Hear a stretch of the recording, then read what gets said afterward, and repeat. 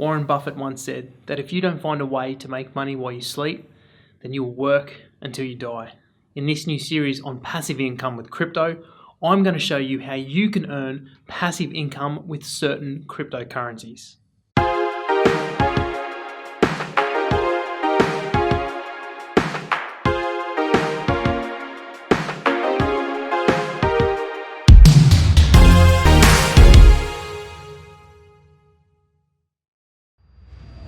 So what exactly is passive income? Well, first of all, let's explain how you can earn passive income, what passive income actually means, and how you can go about earning it with cryptocurrencies. According to Investopedia, there are three main types of income. There's active income, there's portfolio income, and then there's passive income. Passive income is generally used to define money being earned regularly with little to no effort on the part of the person receiving it. People who fall into this category tend to be kind of a work from home or a be your own boss type of professional. The type of earnings people associate with passive income are the likes of gains from stocks, interest, retirement pay, lottery winnings, online work, and even capital gains. So we can say that passive income is money or value generated for a person with little to no effort required. And here's where cryptocurrencies come in, because blockchain and cryptocurrency technology is enabling a new kind of passive income that's incredibly exciting and innovative, and it's actually a way to keep the network secure while actually rewarding the people in the system. By using something called proof of stake or even delegated proof of stake, holders of a particular cryptocurrency may be entitled to dividends in the form of that particular cryptocurrency itself or a branch of it. These dividends or cryptocurrency can then be sold on an exchange for fiat currency like American dollars or Australian dollars, or even sold for other cryptocurrencies like Bitcoin or Ethereum. There is also an innovative and new emerging class of cryptocurrencies called security tokens that actually distribute revenue from a company based on quarterly earnings. In all examples, the process of receiving passive income or dividends is entirely or nearly entirely automated and occurs on a blockchain. So not only is it publicly verifiable, but it's also immutable as well. These cryptocurrencies are enabling a whole new kind of digital economy, one in which income can be generated simply by holding a cryptocurrency in a wallet. The amazing part is about these new and innovative cryptocurrencies is that you don't have to do any physical work to receive the reward. It is entirely passive. So how does this all work and why does it sound so easy? In simple terms, a person is entitled to a share of the rewards generated for the network's performance and security. Each cryptocurrency is slightly different and not all of them actually provide the opportunity to earn passive income. But for those that do, they generally fall into a few different subcategories. One being master nodes, the other being staking, and others distributing rewards from something called delegates. See, each cryptocurrency is slightly different and not all of them provide the opportunity to earn passive income.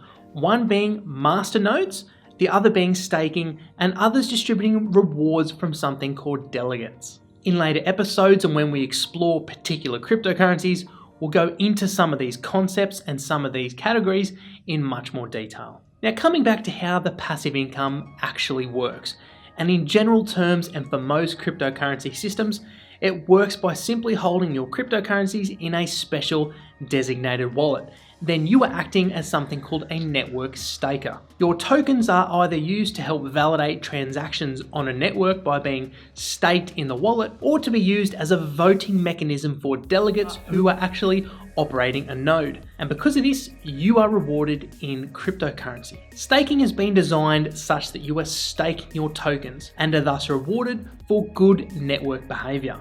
If you're following the rules, if you're letting your tokens sit in there, you're not trying to maliciously attack the network, duplicate transactions, or do anything malicious, your tokens are safe. However, if you're trying to change the source code, duplicate transactions, or trying to hack the system in some way, then your staked tokens may be at risk of being lost. For the everyday person who is simply transferring their tokens to a wallet and then leaving them there to be staked, there's nothing to worry about. The honest truth is, you probably don't know how you could attack the network even if you tried, because it requires some pretty advanced software development knowledge. So how does the whole passive income system work? What's the process that needs to be followed to start earning some passive cryptocurrencies. Well, for the crypto novice, this may still be a little bit technical because of how new the ecosystem still is. But for anyone that's got some experience in cryptocurrencies and transferring to a wallet, you should be able to follow this without a breeze. The process of earning passive income starts with identifying a cryptocurrency or protocol that actually has the capability to pay you, for you to actually earn these rewards and dividends, because as I mentioned earlier, not all of them actually have this capability. After a cryptocurrency that has a staking system using the proof of stake is identified, you simply start by visiting an exchange and buying a certain quantity of that token to then be staked. Some of these exchanges might be CoinSpot here in Australia, where you can buy a cryptocurrency for Australian dollars, or Binance, which is a global exchange that operates on Bitcoin, Ethereum, Binance, and Tether markets. Once the cryptocurrency has been bought, it simply needs to be sent to a special wallet that actually facilitates the dividends to be paid to the holder. Now, for some cryptocurrencies, there may be several different wallets, many of them being made by third-party software developers. Some of these may enable the dividends to be paid, and others may not. So it's important to identify the wallets that actually pay these dividends to you.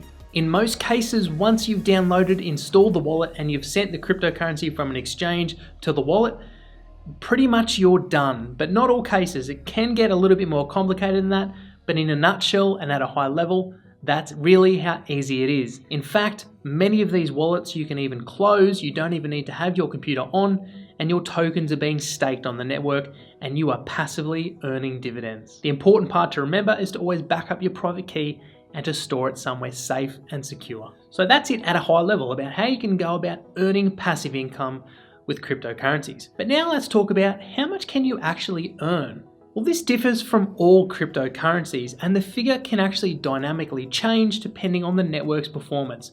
But to keep it simple, generally you can earn between 5 and 10% depending on the cryptocurrency itself. For example, if I own 1,000 Lisk tokens and I store them in the Lisk wallet and I stake them, then I may be entitled to up to 100 additional Lisk tokens generated throughout the year. These additional tokens would be periodically deposited into my wallet as a result of the staking. So if I was to check it a year later, then I should have around 100 extra Lisk tokens. When it comes to proof of stake, it all comes down to the quantity of the cryptocurrency you hold. So your dividend is directly proportional to the quantity that you've sent to the wallet. And here's the tricky part.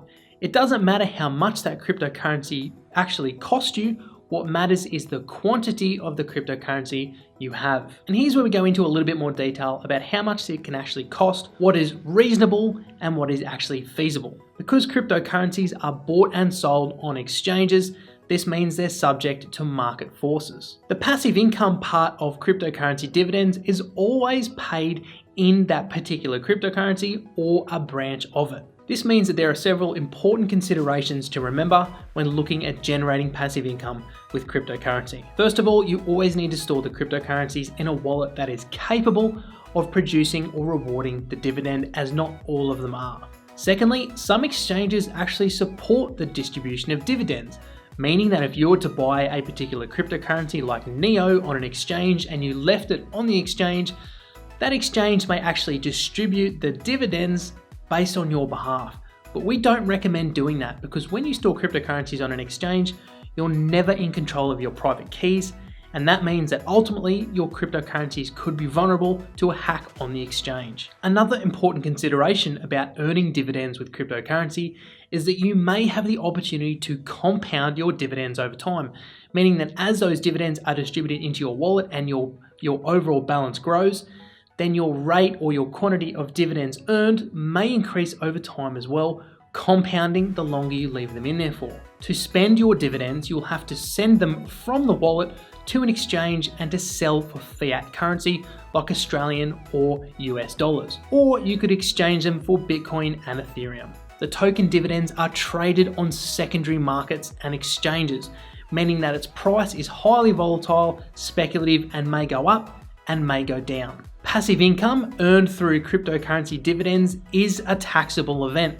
meaning that based on your local jurisdiction and where you live, you'll need to talk to the relevant tax office or accountant to work out what your tax requirements may be. And lastly, the technology behind proof of stake and delegated proof of stake is still new, it's still in its infancy, and is still experimental. So it may be subject to bugs, hacks, or other malicious intent as time goes on. So that's some important considerations out of the way. Let's get down to how much does it actually cost to set up a staking cryptocurrency wallet. Well, this again all depends on the cryptocurrency that you're looking at.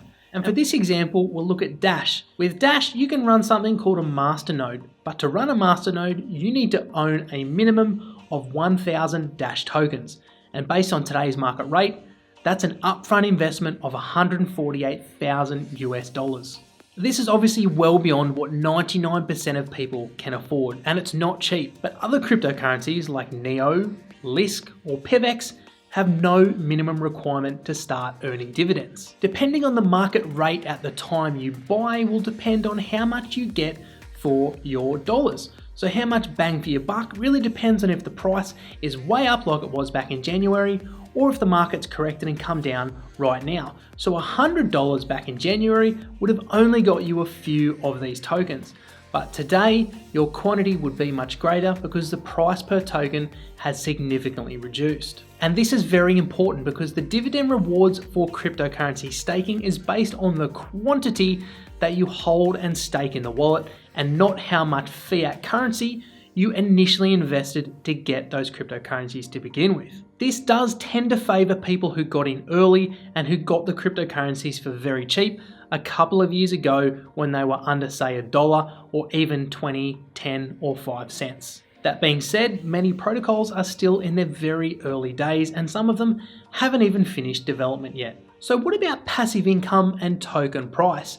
How does that all work? Well, cryptocurrencies and blockchains work by having an economic incentive for miners, stakes, and nodes for contributing their computational power or their resources to help secure the network. That's how public distributed blockchains stay safe. They provide this economic incentive in the form of a cryptocurrency token to these people who provide these resources to help the actual blockchain stay secure. By providing a monetary incentive to help secure the network and validate transactions, you're ensuring you have a secure network. This process of rewarding tokens to miners, stakers, or nodes means that new tokens are created over time and injected into circulation. A token's circulating supply is thus increased over time as more tokens are created and rewarded. Following supply and demand economics, it may seem evident that the price over time will drop if more tokens are being injected into circulation. However, there's a few important considerations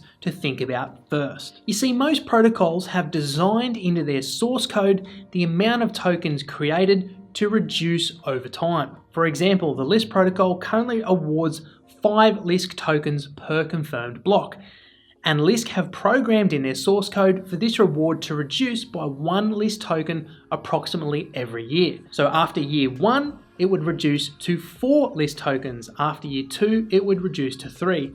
And so you have a reduced circulating supply, or you have a reduced amount of tokens coming into circulation over time, thus increasing the probability for token scarcity. Neo's reward, which is another cryptocurrency attached to the blockchain and is called gas, is limited at 100 million and there will never be any more. Because the gas dividend token is used for computations, it can be said that as the network grows, so should the demand for the gas token over time. The blockchains that produce these tokens should get used more and more over time as the ecosystem matures. We can't guarantee that, but if a particular blockchain increases in both its developers and end users, then a demand for the token should rise with it. Another very important consideration is that the built-in characteristics of a proof of stake staking system incentivizes holders of that token to remain holding it and not to sell it. This is because people are earning dividends on the token itself,